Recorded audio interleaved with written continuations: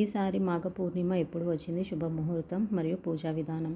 బ్రహ్మవైవర్త పురాణం ప్రకారం శ్రీ విష్ణుమూర్తి మాఘ పూర్ణిమ రోజున గంగా జలంలోనే ఉంటాడు. అందుకే ఈ రోజున గంగా నదిలో స్నానం చేసిన లేదా ఏదైనా పవిత్ర నదిలో స్నానం చేస్తే వైకుంఠ లోకానికి మార్గం సుగమం అవుతుందని పండితులు చెబుతారు. అంతేకాదు ఈసారి మహాకుంభమేళాలో ప్రయాగ్రాజ్లో రాజస్నానం చేస్తే మరింత పుణ్యం లభిస్తుందని చాలామంది నమ్ముతారు. ఈ కాలంలో లక్షలాది సంఖ్యలో సాధువులు గంగానదిలో స్నానం చేస్తారు. ఇప్పటికే కోట్లాది మంది స్నానం చేసినందుకే ఈ మాసాన్ని వివాహంతో పాటు ఇతర శుభకార్యాలకు ఎంతో అనువైనదిగా భావిస్తారు. ఈ సమయంలో పవిత్రమైన పుణ్యనదుల స్నానం చేయడం వల్ల ఏడాది పొడవునా పుణ్యఫలాలు లభిస్తాయని చాలామంది నమ్ముతారు. ఈ మాసంలో నదీ స్నానం చేయడానికి వీలు లేని వారు మాఘ పౌర్ణిమ, మాఘశుద్ధ సప్తమి, ఏకాదశి, చతుర్దశి తిథులలో స్నానం చేయాలని, ఎందుకంటే ఈ సమయంలో గంగాదేవి అన్ని జలాల్లో ప్రవేశించి ఉంటుందని చాలామంది నమ్ముతారు. ఇదిలా ఉండగా ఈసారి మాఘ పౌర్ణమి ప్రత్యేకతలు, పూజా విధానం వంటి పూర్తి వివరాలను తెలుసుకుందాము. శుభముహూర్తం. ఈ ఏడాది ఫిబ్రవరి మాసంలో ఫిబ్రవరి 12వ తేదీ బుధవారం నాడు మాఘ పూర్ణిమ వచ్చింది.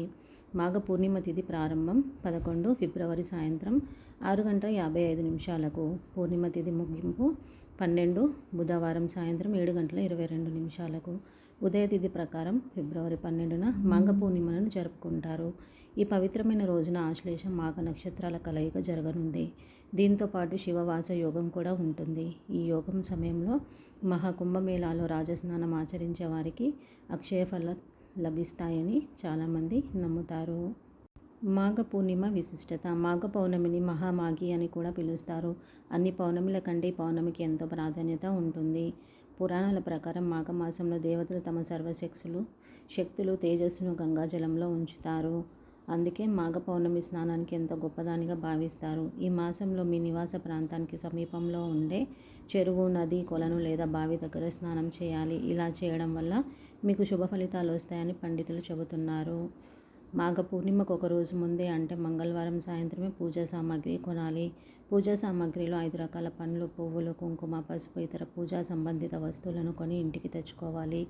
మాఘ స్నానం పూర్తయిన తర్వాత సూర్య భగవానుడికి అర్ఘ్యం సమర్పించాలి. అనంతరం శ్రీ మహావిష్ణువు లేదా పరమేశ్వరుని ఆలయానికి వెళ్ళి ప్రత్యేక పూజలు నిర్వహించాలి. విష్ణు సహస్రనామ పారాయణం చేయాలి. ఎర్రని వస్త్రం, ఎర్రని చందనం, ఎర్రని ఆకుకూరలు దానం చేయాలి. మాఘ పూర్ణమి వేళ మీ సామర్థ్యం మేరకు దాన ధర్మాలు చేయాలి. గొడుగు, నువ్వులు దానం చేయడం వల్ల విశేష ప్రయోజనాలు కలుగుతాయి. ఇలా చేయడం వల్ల సకల పాపాల నుంచి దోషం తొలగిపోవడమే కాదు, అశ్వమేధ యాగం చేసినంత ఫలితం దక్కుతుందని శ్రీకృష్ణుడు ధర్మరాజుతో చెప్పినట్లు పురాణాల్లో పేర్కొనబడింది.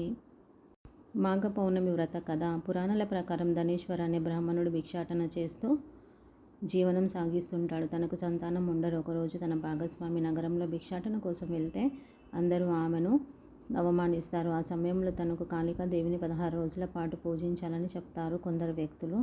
దీంతో ఆ భార్యాభర్తలు ఇద్దరు 16 రోజులు అమ్మవారిని పూజిస్తారు. దీంతో వారికి ఆ తల్లి సంతానం కలిగేలా వరం ఇస్తుంది. అప్పుడే ప్రతి పౌర్ణమి వేళ ఒక దీపం వెలిగించాలని చెప్పారు. ఈ విధంగా ప్రతి పౌర్ణమి వరకు కనీసం 32 దీపాలను చేరుకునే వరకు దీపాన్ని వెలిగించాలని చెప్పిన తర్వాత వారికి కుమారుడు జన్మించాడు. అప్పటి నుంచి పౌర్ణమి రోజున ఉపవాసం ఉండటం వల్ల బాధల నుంచి ఉపశమనం దక్కడమే కాకుండా కోరికలన్నీ నెరవేరుతాయని చాలామంది నమ్ముతారు. ఈ వీడియో కనుక మీకు నచ్చినట్లయితే లైక్, షేర్ అండ్ సబ్స్క్రైబ్ చేసుకోండి. శ్రీమాత్రే నమః.